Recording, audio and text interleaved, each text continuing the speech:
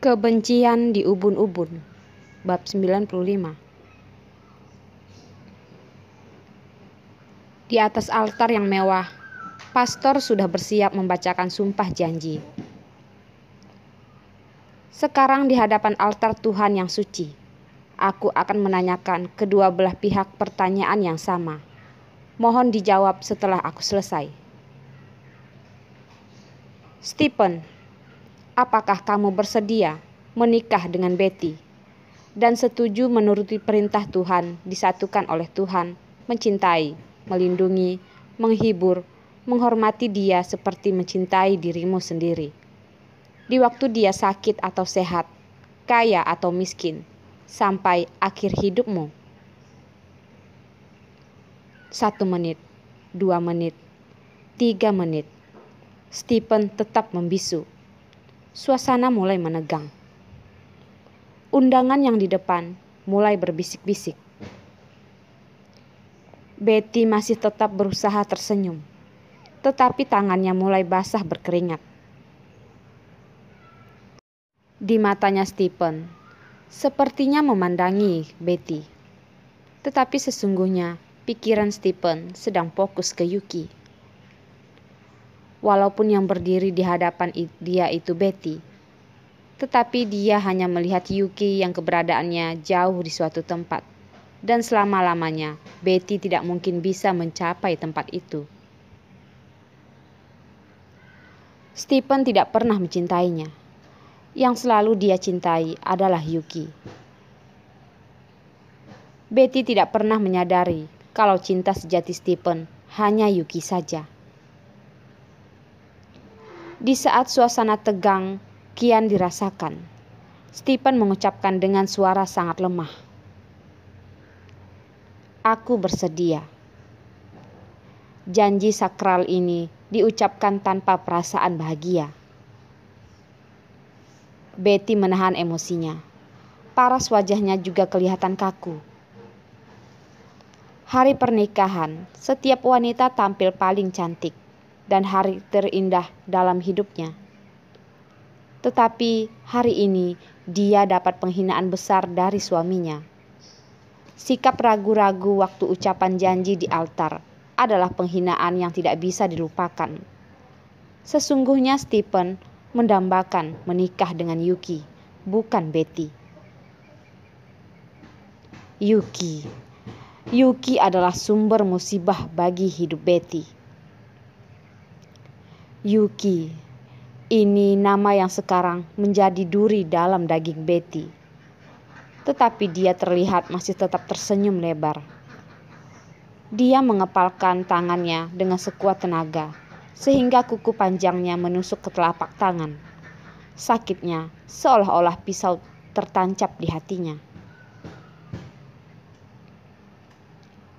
Betty, apakah kamu bersedia menikah dengan Stephen dan setuju menuruti perintah Tuhan, disatukan oleh Tuhan, mencintai, melindungi, menghibur, menghormati dia seperti mencintai dirimu, di waktu dia sakit atau sehat, kaya atau miskin, sampai akhir hidupmu? Aku bersedia, ucap Betty tanpa ragu. Walaupun Stephen tidak mencintainya sekarang, tetapi kalau Yuki tidak ada lagi, dengan jalannya waktu, Stephen pasti bisa jatuh cinta padanya. Rehan dan Ethan duduk di ruang eksekutif. Dari sudut ini bisa melihat jelas yang sedang terjadi di altar. Stephen tidak mencintai Betty. Rehan bisa merasakan itu, sekedar memandang ke dalam matanya. Timbullah keraguan di hati Rehan. Apakah Stephen mencintai Yuki? Teringat waktu di butik Stephen membelikan gaun buat Yuki, dan pernah kejadian Yuki diserang 2 penculik, dan Stephen yang menyelamatkannya, dan akhirnya mereka berduaan selama 1 malam. Terpancing lagi badai kemarahan Rehan. Matanya penuh dengan kebencian yang siap meledak. Yuki sudah menipunya. Katanya hanya hubungan sebatas tetangga. Stephen hanya beranggap dia seperti adik. Semuanya itu bohong belaka. Ternyata Yuki hanya wanita pembohong. Kata-katanya tidak ada yang tulus. Hubungan dia dan Stephen pasti juga tidak semurni yang dia nyatakan. Memang waktu itu tidak ada tanda-tanda bibir yang mencurigakan. Tetapi itu juga tidak bisa membuktikan kalau hubungan mereka bersih. Rehan merasa dulu dirinya sudah salah mempercayai Yuki. Kepercayaan yang dia berikan kepada Yuki ternyata dibalas dengan pengkhianatan. Hatinya yang sudah dikuasai kebencian dan kemarahan terpancar di mata merahnya. Yuki, lebih baik kamu selamanya jangan sampai ditemukan. Kalau tidak, pasti hidupmu akan dibuat menderita yang tidak pernah kamu bayangkan. Di atas altar, pastor sedang menyiapkan acara tukar cincin pasangan. Saatnya menukar cincin pasangan sebagai tanda cinta, kata pastor memandangi pasangan yang ada di hadapannya dengan senyuman tulus. Pengantin pria yang tampan dan pengantin wanita yang jelita, sungguh pasangan yang sempurna. Stephen mengeluarkan kotak hitam yang dibungkus kain bludru. Dibukanya perlahan-lahan. Cahaya permata langsung memancarkan sinar yang luar biasa, membuat Rehan menutupi matanya. Rehan mengangkat tangannya yang mengenakan sarung tangan. Stephen memasukkan cincin itu ke jarinya. Rehan terperanjat dari tempat duduknya. Dengan sinar matanya yang tajam, dia berteriak, "Tunggu!" Terdengar suaranya yang cukup menggelegar memecahkan suasana keheningan. Tubuh Rehan yang tinggi gagah melangkah maju melewati para undangan menuju ke altar. Semua tamu undangan terpelangah oleh kejadian mendadak ini. Betty dan Stephen juga syok dan belum sempat respon atas sikap Rehan.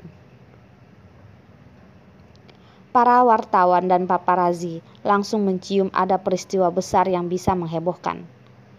Apakah tujuan Rehan menghentikan acara pertukaran cincin ini? Apakah Rehan ada hubungan asmara dengan putri wali kota sehingga dia menginginkan pernikahan ini dihentikan?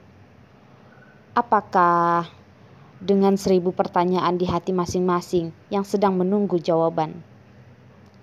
Terdengar di antara mereka berbisik, "Aku taruhan $100. Rehan dan Betty ada sesuatu." Lebih konyolnya lagi, ada yang berbisik, "Aku taruhan $200. Rehan dan Stephen sesungguhnya ada hubungan asmara." Sejak kapan Rehan sudah berdiri di hadapan mereka? Rehan menarik tangan Betty dan mengeluarkan cincin dari jari manisnya secara paksa. Betty menjerit karena merasa sakit. Rehan memandangi cincinnya dengan dahi mengkerut. Wajahnya yang tadinya terasa dingin sekarang menjadi es. Suasana resepsi menjadi hening seperti ruang kosong yang tanpa orang. Ribuan pasang mata yang sedang tertuju ke arah Rehan. Semua orang penasaran ingin mengetahui apa yang diinginkan atau dilakukan selanjutnya. Hanya melihat sekejap, Rehan langsung mengenali cincin ini. Cincin ini yang dia hadiahkan kepada Yuki. Bukankah cincin ini dibawa Yuki waktu dia kabur? Mengapa ada di tangan Betty sekarang? "Dari mana kamu dapatkan cincin ini?" Rehan menggertak dengan suara nada tinggi. Betty masih belum sadar dari syoknya. Terlihat terpelongok berdiam di tempat. "Tolong bicara yang sopan dengan istriku." Stephen membalas sambil berdiri di depan Betty. Dari dulu, Stephen tidak pernah simpatik terhadap orang ini. Seandainya bukan dia yang mengurung Yuki, pasti juga dia tidak akan kabur menghilang. Enyah kau. Rehan mendorong Stephen. Tidak mengira Rehan mendorongnya sehingga nyaris terjatuh. Wali Kota Holt merespon dengan cepat, memanggil Satpam. Satpam, Pak Rehan sudah mabuk. Cepat turunkan dan bawa dia ke dalam. Para satpam yang masih asyik menyaksikan kejadian dadakan ini sedikit memperlambat gerakannya supaya bisa ikut menonton pertunjukan heboh ini. Presiden Rehan berani-beraninya membuat keonaran di pesta resepsi Pak Wali Kota, merampas cincin nikah dari putri wali kota. Ada cerita apa tentang cincin ini? Ada perintah dari wali kota untuk mengakhiri ini semua. Sepertinya waktunya kurang pas.